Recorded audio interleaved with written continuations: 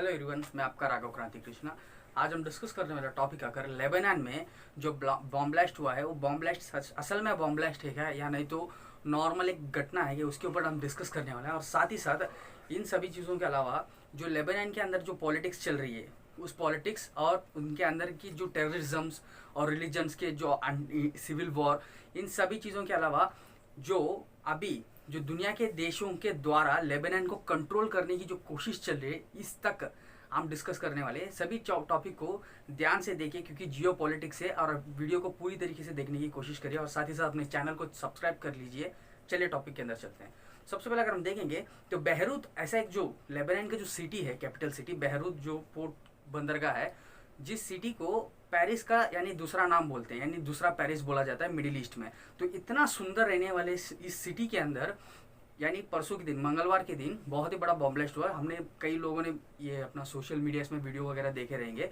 जो पहले थोड़ा जलता हुआ धुआं आता रहता है, तुरंत लाल हो जाती है वो धुआं, उसके बाद तुरंत एक वापस एक फटता है जो 25 किलोमीटर तक वो रेडिएशन का इफेक्ट यानी जितनी भी बिल्डिंग्स है उस बिल्डिंग्स को यानी हिला देता है। 3.3 पॉइंट तक अर्थक्वेक आया है ऐसा बोला जाता है। तो इतना बड़ा जो इफेक्ट है, इसका कारण अगर हम पीछे से देखेंगे तो इसका पीछे का कारण यह है कि उधर अमोनियम नाइट्रेट का जो फसल उगाने के लिए जो फार्मर्स यूज करते हैं उसे एक खाद के तौर से यूज करते हैं, पर उसे विदेशों से ही मंगाया जाता है। तो उस बंदरगाह में ही स्टोर किया जाता है ऐसा बोला जा रहा है।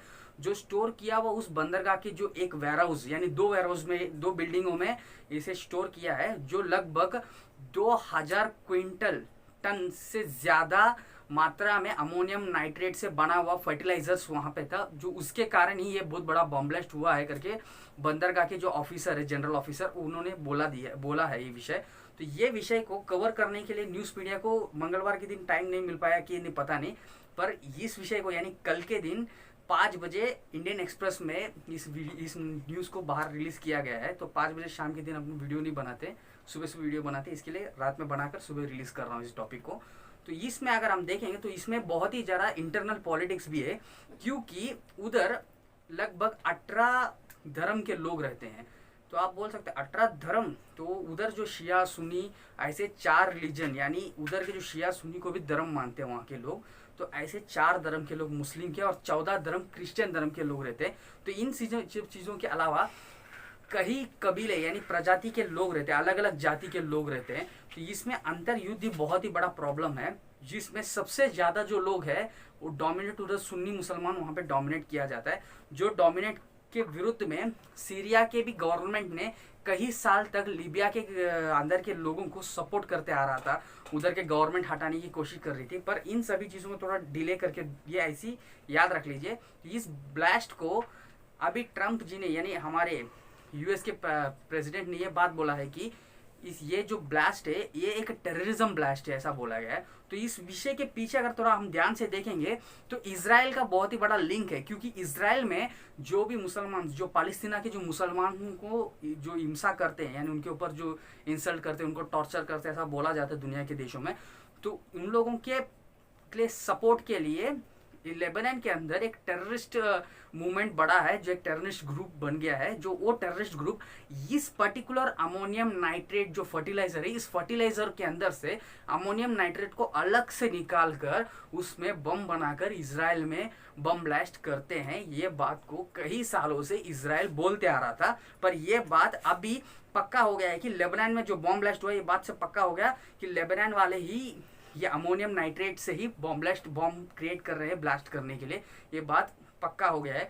तो अभी इजराइल जो जितने दिन से बोलते आ रहा था, अभी इजराइल का बात सच हो गया ऐसा बोल रहे हैं। तो अगर आप देखोगे तो सच में बनाते हैं क्या, इस नॉर्मली फूटा है क्या, तो इसमें देखेंगे तो ये जो अमोनियम नाइट्रेट का जो अगर हम देखेंगे बेसिक थिंग्स, तो ये ऑटोमेटिकली फूटने का प्रक्रिया होती है इसके अंदर, क्योंकि इसके अंदर ज़्यादा गर्मी जब बढ़ता है तो ऑटोमेटिकली ये फायर एक्सीडेंट प्रमोट करता है। तो इसमें कोई ऐसा एक शक की चीज़ नहीं कि ऑटोमेटिक कोई आग लगाया तो बूट फूट गया, ऐसा नहीं, ऑटोमेटिक फूट जाता है ये।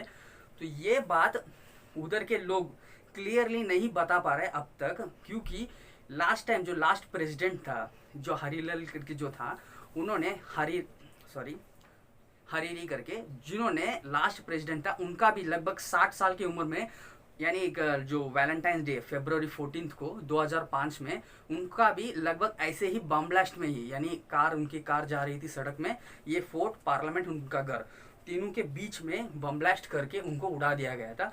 तो ये जो इंटरनल वॉर है, सिविल वॉर जो है, इसको बहुत ही बड़ा प्रोत्साहित शिया और सुन्नी के दोनों गट के लोग आपस में लड़ रहे हैं, ऐसा बोला जा रहा है। तो आप पूछ सकते हो आपस में क्यों लड़ रहे हैं, तो इन लोगों को यानी सीरिया और साथ ही साथ यहाँ से ईरान उन लोगों को यानी शिया मुस्लिम्स को सपोर्ट करती है, क्योंकि ये दो देश जो है ऐसे बहुत बड़ा एक मात्रे में शिया और सुन्नी यानी शिया मुस्लिम कंट्री है, डोमिनेट करती है इस कंट्रीज को। और साथ ही साथ दूसरे देखोगे तो यूएई और सऊदी अरब, ये देश क्या कर रही है, तुर्की भी ऑटोमन एम्पायर हम बोलना नहीं चाहिए। तो इन लोग बहुत ही बड़ा यानी खलीफा बनने का वापस जो एक बहुत ही बड़ा सपना है तुर्की का, तो वो सपने को लेकर उन लोग आगे बढ़ रहे हैं। और सऊदी अरब यूएई सुन्नी देश बनाना है, सुन्नी के तरफ से, सुन्नियों के तरफ से ही लेबनान को कंट्रोल करना है, ऐसा उनका मानना है। यानी उनको उनके प्रजाति के लोगों को ही वहाँ पे गद्दी मिलना चाहिए, उनका ऐसा चाहत है। तो इन सभी चीज़ों के बीच में उधर के लेबनान के लोग ही फंसकर पछता रहे हैं, रो रहे हैं। अगर अभी आप देखेंगे तो अभी उपस्थित इस वीडियो बनाने के इस टाइम पे भी उन लोग बहुत ही बड़ा गिरावट यानी आर्थिक गिरावट यानी इकोनॉमी का बहुत ही बड़ा क्राइसिस हो रही है।